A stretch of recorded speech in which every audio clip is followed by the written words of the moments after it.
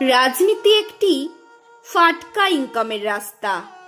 কলমে বিধানচন্দ্র হালদার, কণ্ঠে শ্রাবণী চ্যাটার্জি।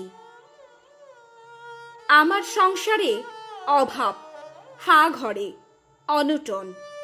দাঁড়িয়ে পড়লাম রাজনীতিতে দেশ সেবা করার জন্য।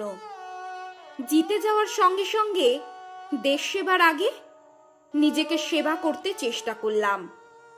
আমি বুঝে গেছি রাজনীতি একটা ফাটকা ইনকামের রাস্তা।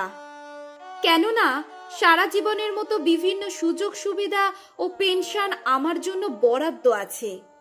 মাত্র 5টি বছর নিজের সেবা ও দেশ সেবা করে যদি এত কিছু সুযোগ সুবিধা পায়, তাহলে রাজনীতিতে দাঁড়াতে অসুবিধা কোথায়?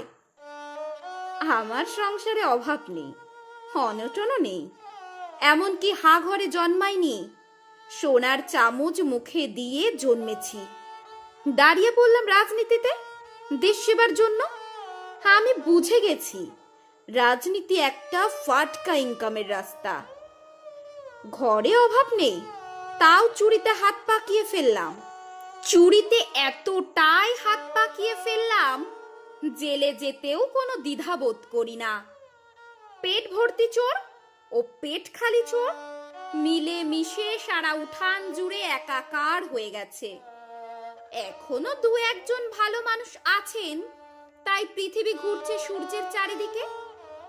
এই ভালো মানুষের সংখ্যাটা যত বেশি বাড়বে, তত মনের পৃথিবী চাঁদে পাড়ি দেবে। রাজনীতিতে হাতে খড়ি দেওয়ার আগে দেশপ্রেম কাকে বলে, সংবিধান কাকে বলে, যদি এই দুটি প্রশ্নের উত্তর হৃদয়ে ধারণ করতাম, তাহলে পূর্ণগ্রাস চন্দ্রগ্রহণ কখনো হতো না।